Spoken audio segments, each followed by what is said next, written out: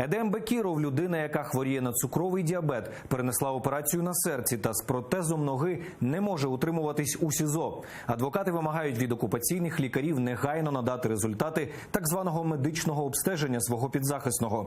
Його захисники Бекірова сьогодні так і не отримали. За результатами обстеження адвокати розраховують на зміну запобіжного заходу – стримання під вартою на домашній арешт. Едема Бекірова окупанти затримали 12 грудня минулого року на в'їзді до Криму, і за ґратами він перебуватиме щонайменше до 11 лютого.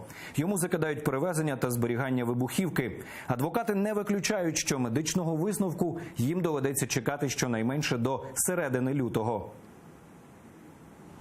Результата нету медицинских обследований. И будут они, как нам сообщили, значит, в следственном изоляторе еще не скоро.